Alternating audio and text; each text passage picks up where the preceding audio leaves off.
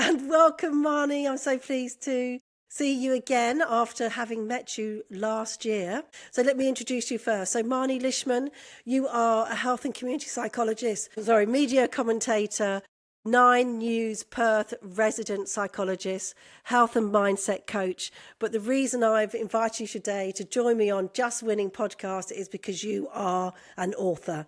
And I read your book a year and a half ago, Burnout to Brilliant, and it really supported me in my journey with transformation from burnout. So welcome to Just Winning.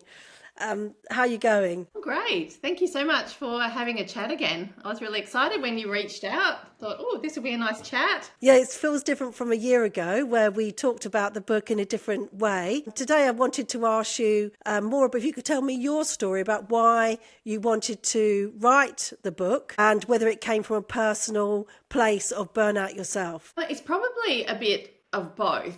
Obviously, as a psychologist, like all psychologists, we listen to stories. We spend hours and hours and hours over many days and weeks and months and years listening to the vulnerable stories of our clients. And I think sometimes we get, and as you know, as a coach as well, like you get to hear what people are really feeling and what they're really thinking and what's really going on for them. And you do get that time and that space to really get a full understanding of where it's all coming from, and then of course try to support and help people through their challenges. But the thing about being a psychologist as well is that, I'm a human being first and foremost, and I go through stuff as well, and I have hard moments and challenges, and I live a very kind of busy life. I'm a sole parent, and obviously there's lots of challenges with that and challenges in the background that actually occurred for that to be happening in my life. So a human being first and foremost. And I think what a better way to actually help people is give a bit of yourself when you're writing as well. So it's a bit like being a psychologist, but hey, I'm a human being as well, and I'm going through similar stuff to you as well, but have that psychologist toolkit that actually helps me. So let's write about it. Yeah, so it was really pivotal for me to find your book because I was in burnout and desperately wanting to transform out of it.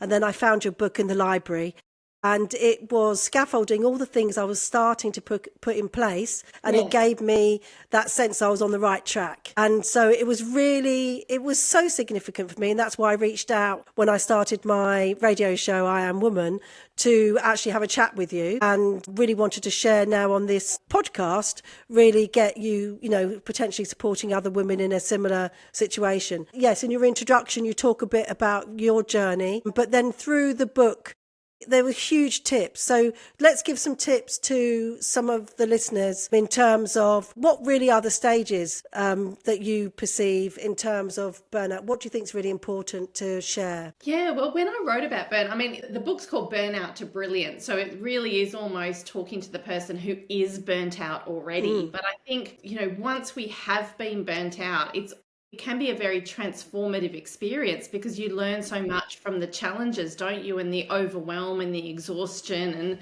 and just that kind of hitting that brick wall. And I think in those moments in our lives, it can be such a catalyst for getting better and never going back there almost. Sometimes you have to have that kind of rock bottom feel, that dark night of the soul almost, don't you? To kind of go, oh my God, I need to live life in a different way. So Burnout to Brilliant is that, but it's also very preventative as well. So even those people who are burnt out, it's actually, if you read it now before you get burnt out, it gets you thinking about what do I need to ritualize in my life to stop this thing from happening. So it kind of talks preventatively, but also healing from it. And I think you probably saw first and foremost, I just said to people, if you're burnt out, just stop. Stop. You actually have to take that time off. Don't push through. And I think so many of us busy professionals and busy people, we don't listen to ourselves, do we? We just keep plodding on and pushing through things that we shouldn't. So that's always my first piece of advice, is just feeling burnt out, or if your body and your mind are telling you just to stop, that's the first thing that you need to do is listen to it. Yeah, I think that was actually really valuable for me when I was the first thing I saw in your book. And I was thinking, yes, that I had 6 weeks where I could really stop and, created a semi-retreat in my own home, and doing, well-being activities. And I really was so valuable. But it's also that thing, like you're saying, of not recognizing the signs. For me, I, personally was not, I, knew I was stressed, but there was that constant belief in some way that I should always be pushing, shit uphill in a sense. Exactly. And we don't necessarily need to be doing that, do we? And we seem to think this is the way, this is normal, but it's not. We don't have to live like that. No, exactly. And I think you said a key word there that we all get caught up with, and that's the should. I should be doing this, and I should be able to cope with this, and I shouldn't be exhausted, and I should be able to do this, and I should be able to blah, blah, blah, blah, blah, blah, blah. And we get caught up in that. And then we're more out of alignment, aren't we? We're not aligned with who we truly are and what we truly need. And we end up on a pathway to, exhaustion or even disease, like really, if we want to get even more extreme. And I thought what was really positive as well is that just the whole way you're writing, it's so positive, because you just even the fact that you're burnt out is positive, because it gives us then the opportunity to make the changes that we need. And there's something really special about having that opportunity, to see it. Okay, now I have the opportunity to really look at my life and make the changes, because it comes to the stage where you need to make the changes. But it's a blessing in disguise, in a sense, really, isn't it? That we have the time to then find ourselves, because we need to.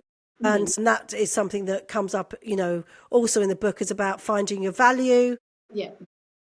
So lots of the things you talked about were, all the different things, so tell us a bit more about the tips in terms of the stages, like you suggest. Exactly. And that's the thing, is that when you read it, it's not, like a magic pill or rocket science. It's actually really stopping and thinking about what matters to you as a person. There's no one size fits all either. But, first of all, I say to people, you've got to listen. So obviously stop, but start listening to, what your body and mind are whispering. What are your feelings? What are your feelings telling you about the emotions? Because that's telling you something. Are you too stressed? Are you sad? Are you angry? Like, what are the feelings that you've got? And then dig a little bit deeper and go, why am I feeling like that? And then that gives you some clues about what needs to happen in your life for you to recover or, de-stress or, release your emotions. And then the rest of the tips are really thinking about, you need to be physically active. You need to get outside. You need to hang out with your buddies and people that fill your cup. You need to have a good sleep and recover and reset and relax and recharge and rejuvenate. So I really give those kind of little tips that are probably a little bit obvious at times, but when we're busy and we've got so many hats that we wear, we kind of push them aside a little bit, don't we, as adults? We push them aside and kind of almost relegate to when I've got time, which you never do. Yeah.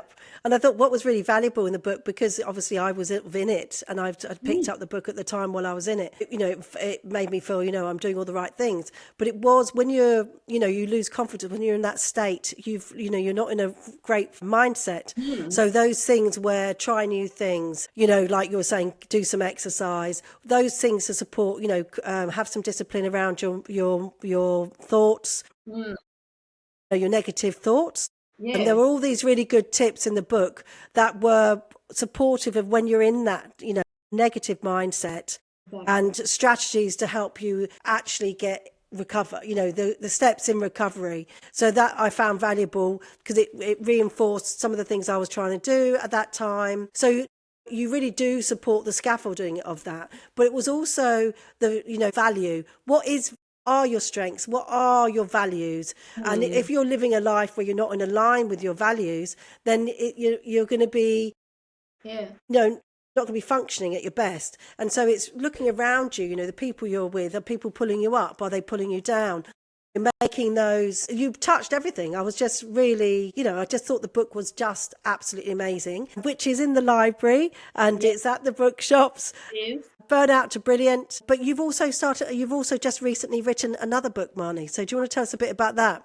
Yes, my recent book, which is just was out at the beginning of the year, It's called Crisis to Contentment. So it's all about tapping into the wisdom of midlife. It's written in a similar format to Burnout. So again, my Burnout to Brilliant. So again, it's me being a middle-aged woman, but also working with a lot of people who are trying to navigate midlife and all that that brings, and getting them to kind of tap into those mini crises. It doesn't have to be a midlife crisis per se, but all the mini challenges and the adversity that we all go through in middle age, and we can call middle age anything from kind of 30, can't we, up to 70 something. Like, it's a very big part of adulthood, and I think there's a lot that we all go through in that kind of chunk of time, and we can get stuck. We can get burnt out, we can get angry, we can lose people very close to us. We go through career type crises, we go through kind of friendship,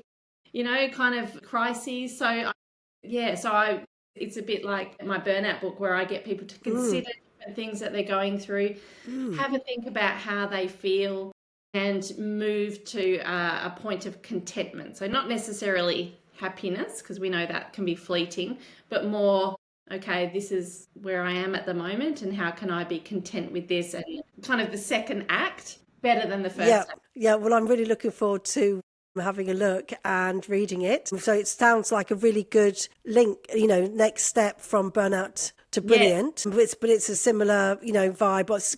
Are you also scaffolding the supports or the transitions in that time? I certainly am, and I get at the end of each chapter, similar format to Burnout to Brilliant. I get people to consider different things that are going on for them, challenge them a little bit, and get them to really think about what they can do in terms of a tip I give or an activity I tell them to do, to move to a place of contentment rather than getting stuck in the kind of stagnant, hot pot of emotions of being because I think it's very normal, because we've got so much going on for us, but how do you pull through that? So I give people a little bit of a formula to kind of bounce back from those moments and get back on track. Yeah, so I think, a lot of people feel stuck, and it's this both ways look like hell, and they, find it difficult to make a choice. And really it's taking a step, take action, and then make it work, is why I always think, we have to, it's taking action really, isn't it, that supports us, through those times. Exactly. And then taking action, that builds confidence. And so your book supports people to then take action psychologically, physically, whatever, to support them through that transition. So that's going to be really, really brilliant. So Marnie, do you want to just say again the title of your new book? Yes, it's called Crisis to Contentment, The Getting of Wisdom, Midlife. And awesome. Not becoming a grumpy old person. Well, thank you ever so much, Marnie. I really appreciate you giving me your time on Just Winning podcast, and I'm sure that other people are going to appreciate reading both your books. And I really appreciate your time today, and thank you very much for thank you very much. Thank you. Let me I'm going to press. I'll be able to edit this. So anyway, just if I stop, I think that we may. Oh, I should be able to still see you. Yeah. I think it just might